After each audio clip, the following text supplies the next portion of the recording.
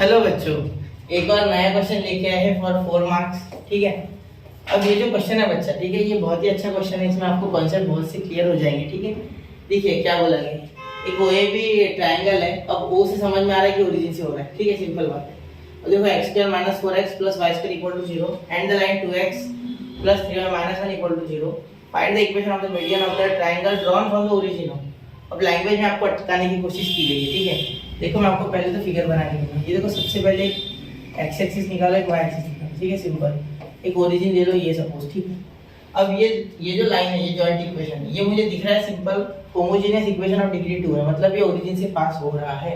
मतलब ये ओरिजिन से पास हो रहा है। ठीक है, तो इन दोनों लाइंस को मैं ओरिजिन से निकालूंगा कुछ इस तरीके से। ठीक है, समझ गए यहाँ पे?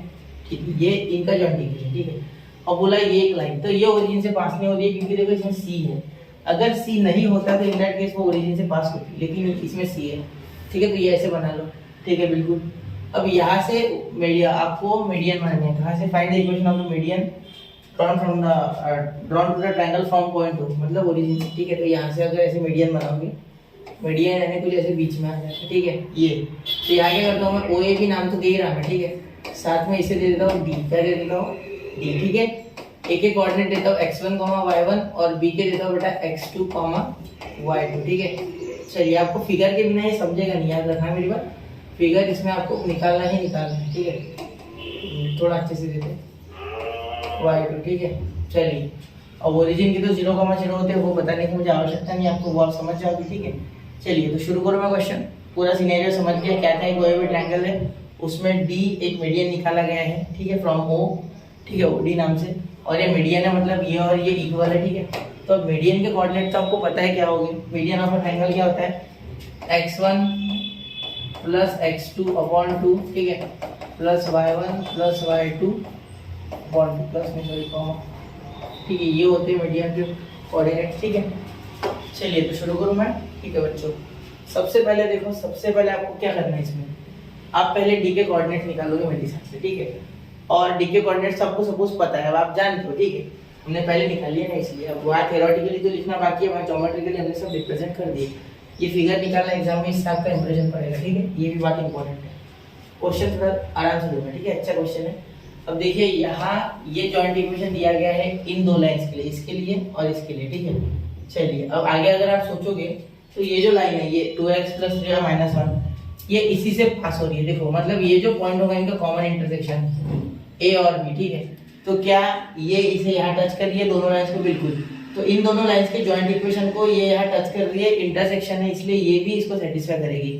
मेरा बोलने का मतलब वापस से सुनो, ये बच्चे समझते नहीं, रट्टा मार के जाते क्वेश्चन। ठीक है, कि इसकी वैल्यू बनाएंगे फिर इसमें डालेंगे। भाई क्यों डाल रहे हैं ये तो सोचो। देखो मैं बता रहा हूँ, सब सिंपल बात है कि यहाँ पे इंटरसेक्शन हो रहा है ना, ये जो लाइन जा रही है वो यहाँ पे इंटरसेक्ट हो रही है इन दो लाइंस के साथ। ठीक है, तो इनका जॉइंट इक्वेशन जो आएगा इनका, ठीक है, उसके साथ ये लाइन एकदम इंटरसेक्ट हो रही है, मतलब ये इन पॉइंट्स पे इन दो लाइंस के इक्वेशन को सेटिस्फाई करती है। ठीक है, तो वो कॉमन है, इसका मतलब वो सेटिस्फाई करेगी, इसीलिए हम इसका इक्वेशन इसमें डालते हैं। ठीक है, चलो सबसे पहले हम क्या लिखेंगे? सबसे पहले लिखेंगे हाँ, यहाँ लिखेंगे late OD is the median. OD is the median from O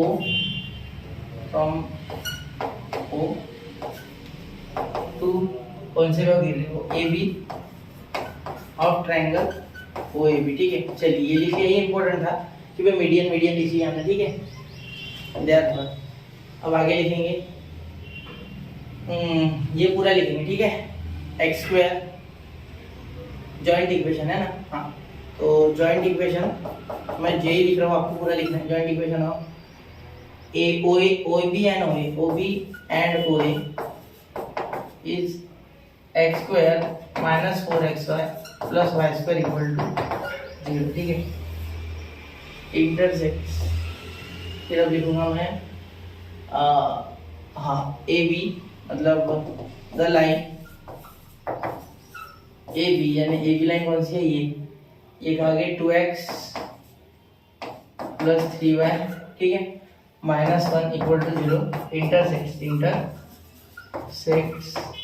ठीक है, x square minus 4x² plus y square is equal to 0 at point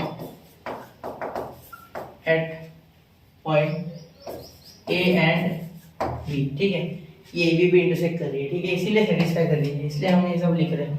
क्यों लिख रहे बच्चा हम ये सब? क्योंकि इंटरसेक्ट हो है तभी तो वो, जब इंटरसेक्ट होगा तभी तो वो सेटिस्फाई करेगा, तो इंटरसेक्शन के बिना सेटिस्फाई नहीं करेगा। ठीक है, चलिए यहाँ तक हो गया। अब हम आगे लिखेंगे। ठीक है, यहाँ तक क्लियर होगी बात? ठीक।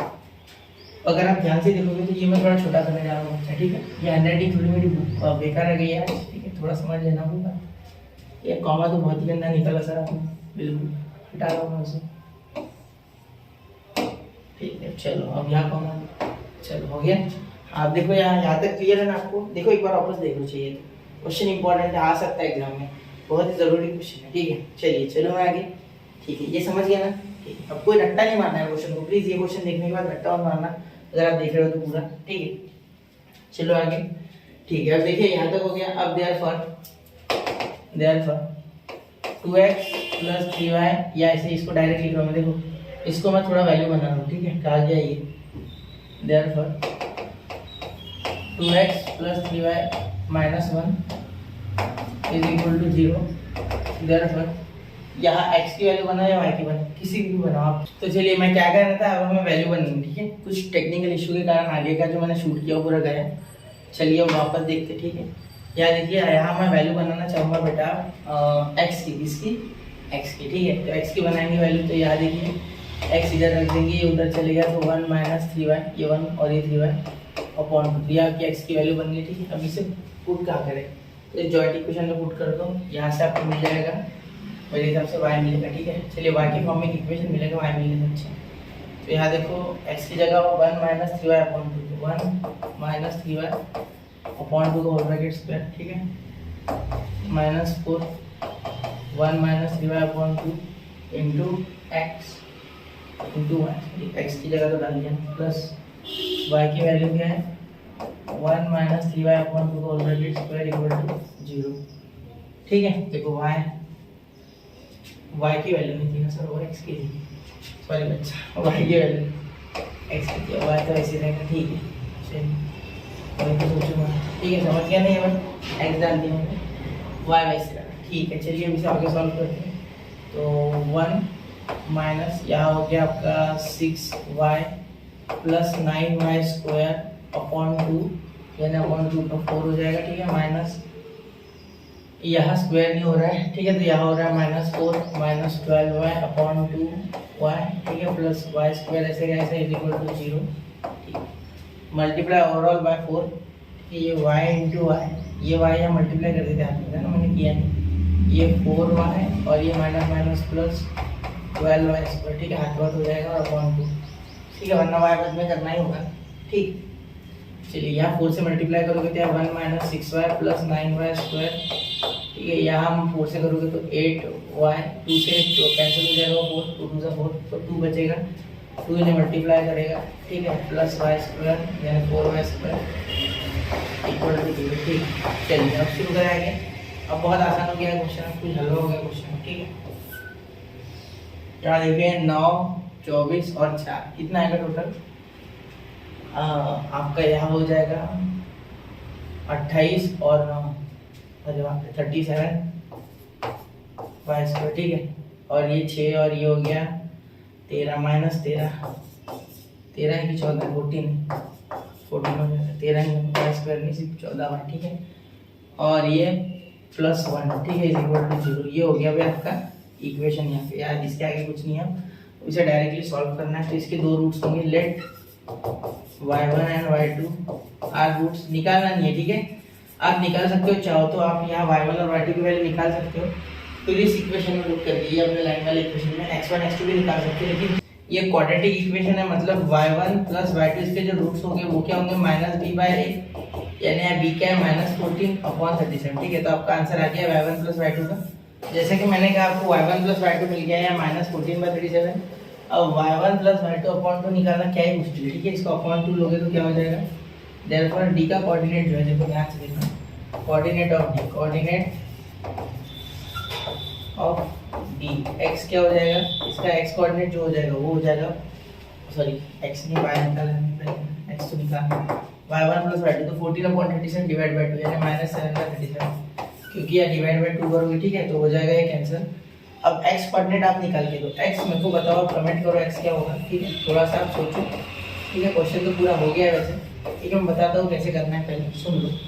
क्या होता है, ये y की वैल्यू है ठीक है, ये आपका y कोऑर्डिनेट आया, तो ये जो लाइन है ठीक है ये d से पास होगी, मतलब ये जो इक्वेशन है ये 2x + 3y - 1 = 0, इसमें आप y पुट करो आपको x मिल जाएगा। और क्या आता है कोऑर्डिनेट मुझे बताओ कमेंट करके, ठीक है बच्चा। मिलते हैं अगले लेक्चर में, पढ़ते रहे आगे बढ़ते रहे। जय हिंद जय भारत।